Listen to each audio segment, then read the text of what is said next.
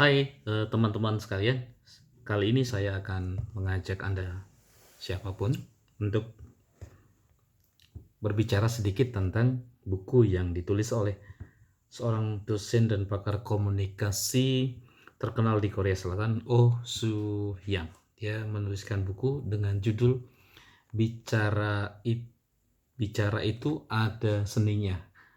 Kalau Anda lihat, eh, Anda hanya bisa membaca terbalik ya. Judulnya ialah Bicara itu ada seninya. Banyak hal yang menarik yang disampaikan oleh Oh Soo yang dalam buku ini, tapi saya hanya akan bicara tentang apa yang penting menurut saya. Mudah-mudahan ini berguna untuk Anda yang ingin terus ingin mengimprove kembali kemampuan kita untuk berbicara. Kali ini saya akan menyoroti tentang bagaimana sebuah speech itu atau sebuah pidato atau pembicaraan kita di hadapan audiens itu menjadi sebuah pembicaraan yang memiliki isi. Karena kadang-kadang kita sulit ya untuk mengetahui pembicaraan yang memiliki kualitas isi itu pembicaraan seperti apa. Nah, menurut Oh Soo Yang, nyawa dari suatu speech yang memiliki isi itu ialah logika. Nah, jadi berbicara secara logis satu hal yang penting. Itu bahkan menjadi satu keunggulan dari pembicara yang disegani atau diakui oleh orang-orang karena keunggulannya dalam hal berbicara logis. Dan perlu kita sadari bahwa berbicara secara logis bukanlah hasil 1-2 malam, tapi itu adalah sebuah perjalanan yang panjang, sebuah latihan yang terus-menerus. Nah, Osu yang memberikan 5 kriteria tentang bagaimana supaya kita berbicara secara logis. Yang pertama itu ialah kemukakan alasan yang tepat. Apapun yang kita mau bicarakan, pesan apapun yang hendak kita ingin sampaikan, alasan dibalik itu harus menjadi menjadi sesuatu yang harus ada.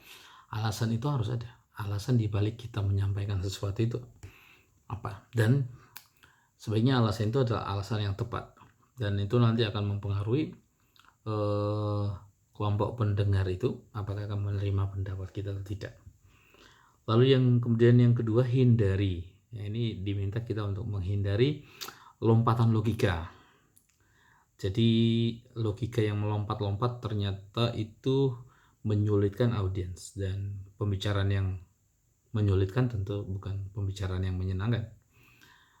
Dan kemudian hindarkan juga sesuatu yang berlebih-lebihan. Sesuatu yang melebih-lebihkan kesannya kurang jujur.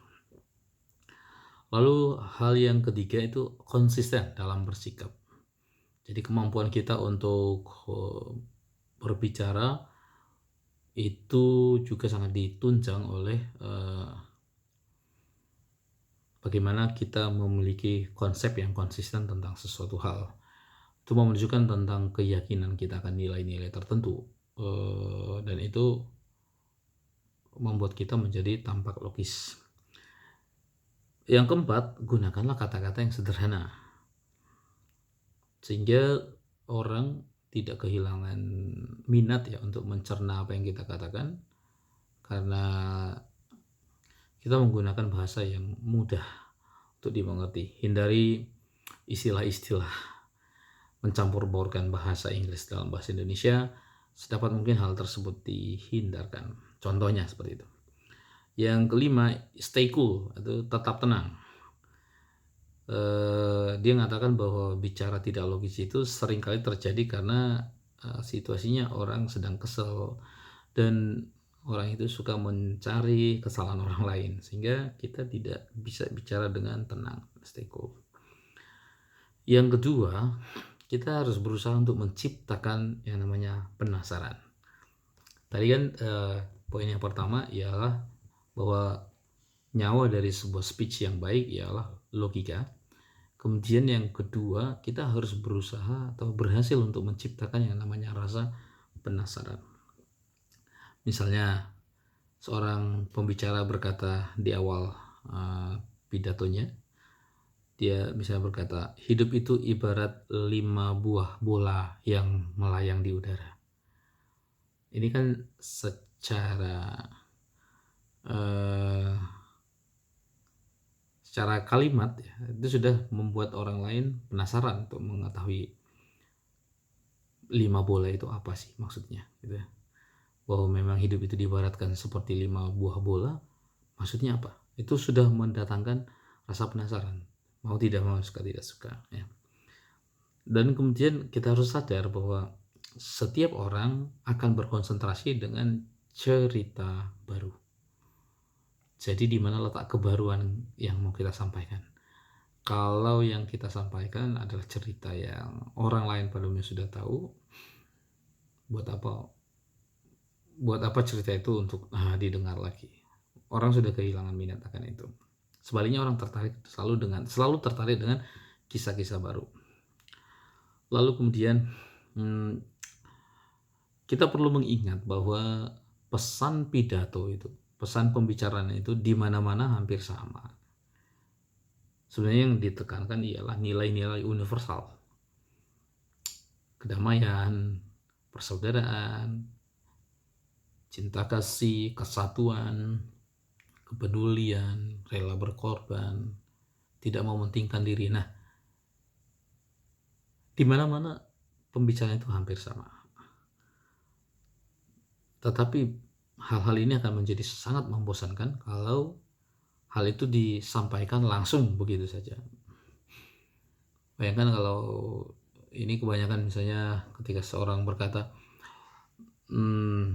kebanyakan tadi misalnya dalam panggung-panggung khotbah atau mimbar di mana orang diharuskan untuk berkhotbah.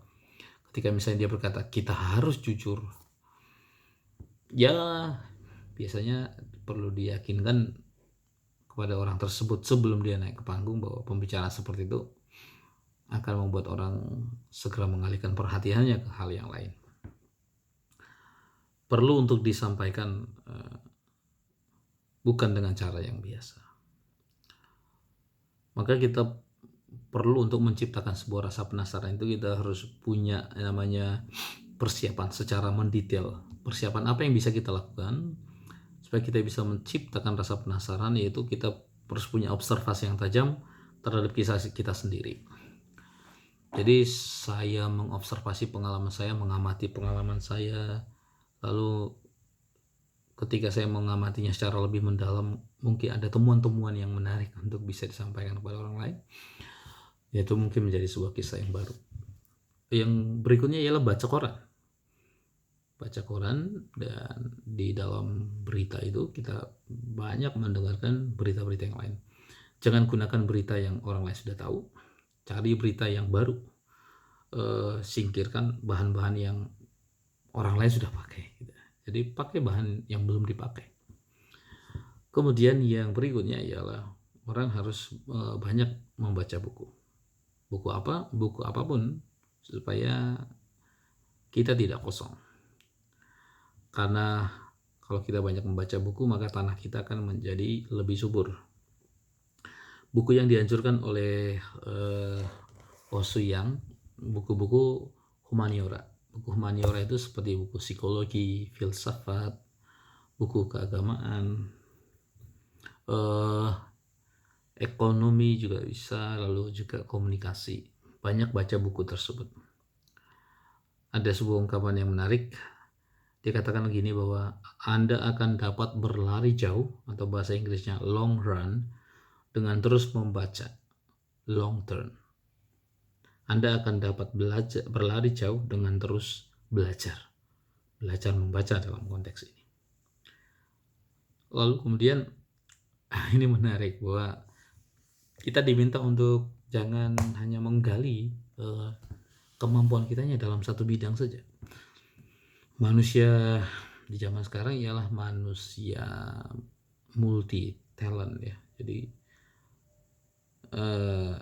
misalnya dia contohkan seorang chef yang punya acara, menjadikan acara itu menjadi lebih menarik daripada acara-acara cooking yang lain, karena chef ini ternyata mampu membuat gerakan-gerakan lucu dan kata-kata yang humoris yang membuat pemirsa itu menjadi lebih senang untuk mendengarkan. Dia berhasil meramu bukan saja makanannya tapi juga meramu dirinya sendiri, sehingga penampilannya pun menjadi sebuah masakan.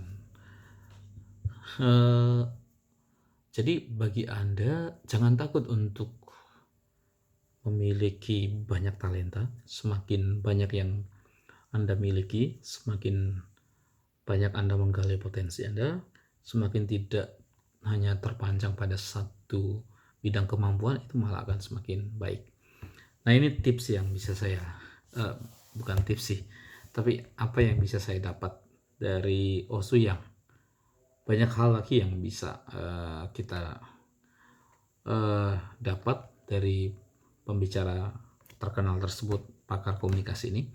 Namun saya membagikan 4 hal saja di sini, yaitu yang pertama tentang logika sebagai nyawa dari suatu pembicaraan. Yang kedua, orang perlu menciptakan rasa penasaran.